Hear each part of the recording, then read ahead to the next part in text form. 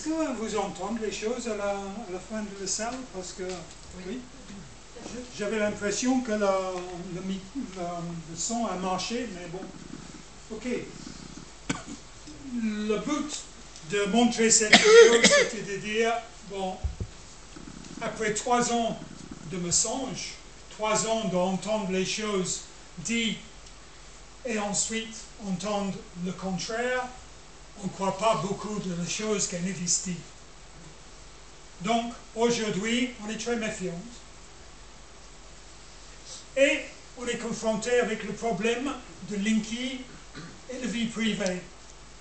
Parce qu'on est en train d'être demandé, on n'est pas en train d'être demandé, on est en train d'être obligé d'accepter un objet connecté chez nous, dans votre maison, qui va connaître les choses sur vos habitudes. Alors, souvent quand on pose la question, il y a la réponse, ah, moi, je n'ai rien à cacher, ce n'est pas un problème qui me concerne. Ça, on peut comprendre cette réponse. Mais c'est un peu une réponse irréfléchie. Parce que, qu'est-ce que c'est notre vie privée? Pourquoi c'est important pour nous? Pourquoi chacun de nous a besoin d'une vie privée? Parce que notre vie privée corrélée, en effet, égale notre intime, notre vie intime. Parce qu'une fois qu'on est chez nous, on ferme la porte et on fait comme on veut, dans notre intimité. Alors, pour vous donner un exemple bête, je joue la guitare. Si je suis dans un foule de 100 personnes et je vais improviser, je vais trouver ça très difficile de faire clang, clang, clang, clang, parce que je ne suis pas très adepte de la guitare. Par contre, chez moi, je suis tout à fait prêt à expérimenter, parce que ça concerne moi, et moi seulement. Et peut-être, après j'ai joué 1000 fois, je suis prêt à faire entendre quelqu'un d'autre. Et peut-être après 10 000 fois, 100 personnes. Mon intimité, c'est à moi. C'est important pour moi d'expérimenter dans une zone de confort, une zone protégée.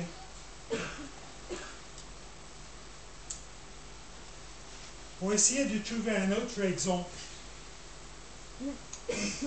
si je vous demande de vous me donner vos clés de maison, clés de votre voiture, les numéros de votre compte en banque, le numéro de votre contrat d'assurance de vie, et je vous dis que j'ai mis tout ça dans une boîte, secure, safe, et je garde ça pour vous. Faites-moi confiance. Voilà. Je crois que personne est prêt. Donc, pourquoi personne n'est prêt? Parce qu'on est en train de demander le consentement, de passer la responsabilité de nous-mêmes à quelqu'un d'autre. Cet consentement est ouvert dans ce cas-là, mais dans la façon qu'on est demandé de lâcher notre vie privée, c'est jamais un consentement ouvert. C'est fait surreptitieusement.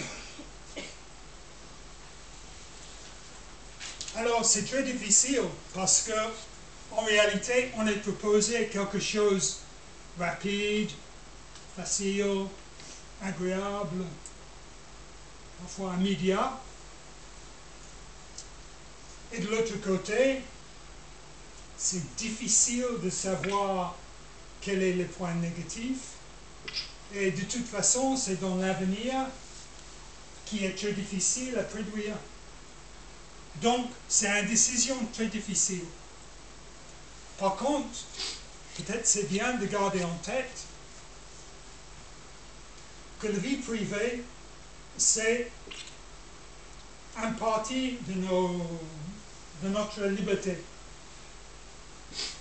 Et notre liberté, nos pères et nos arrière-pères et les gens qui nous précédaient ont lutté très dur pour avoir cette liberté. Donc, je crois, avant de relinquish, avant de lâcher quelque chose qui a été gagné tellement difficilement, pendant si longtemps, on doit réfléchir beaucoup.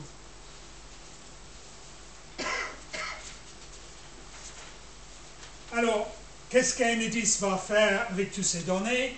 Comme on a vu, il va peaufiner leur système pour contrôler la consommation, qu'ils n'avaient jamais la possibilité de le faire jusqu'à présent.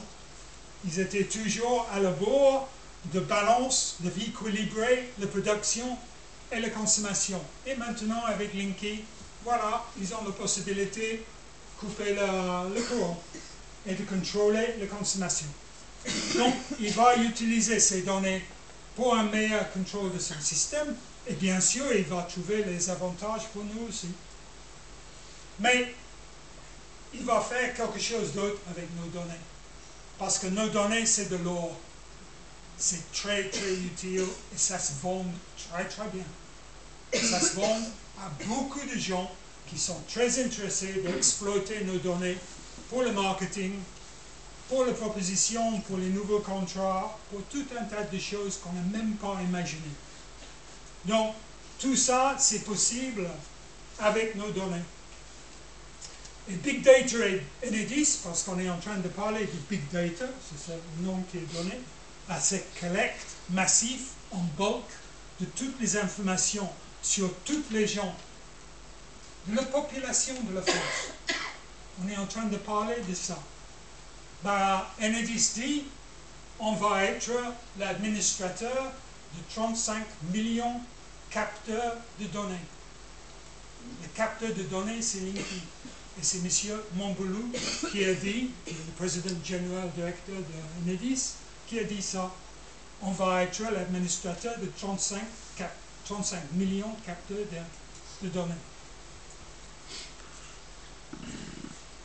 Alors, données et métadonnées. Nos données sont protégées. Il y a une organisation qui s'appelle CNIL, qui sont censés de veiller sur nos intérêts pour les données. Donc, votre nom, effectivement, votre compte en banque, un certain nombre d'informations spécifiques à vous. Par contre, métadonnées. Qu'est-ce que c'est métadonnées? C'est tout ce qui est en termes d'utilisation. Ça veut dire le nombre de fois vous allez sur certains sites, sur certaines chaînes de télévision, le nombre de fois vous ouvrez le frigo, le nombre de fois vous douchez le jour. Toutes ces informations ne sont pas les informations, ce pas les données spécifiquement sur vous, c'est des métadonnées. C'est les données qui décrivent votre vie. Et c'est ça qui est répercuté, c'est ça qui est récolté par Enedis et utilisé. Donc, les scandales existent parce que même avec une organisation comme le CNIL, qui est censée de protéger nos intérêts, il y a des scandales. Et les 3 scandales en particulier l'année dernière étaient Facebook, qui était accusé d'avoir utilisé les données de 50 millions d'utilisateurs dans la campagne électorale de Donald Trump. Et apparemment, il pose les questions sur ce n'était pas aussi le cas qui était utilisé pour Brexit par la même organisation, qui était Facebook avec un consultant qui s'appelle Cambridge Analytica. Un deuxième était avec Direct Energy, ici en France, où le CNIL a reproché Direct Energy. Je vous lis ça, parce que c'est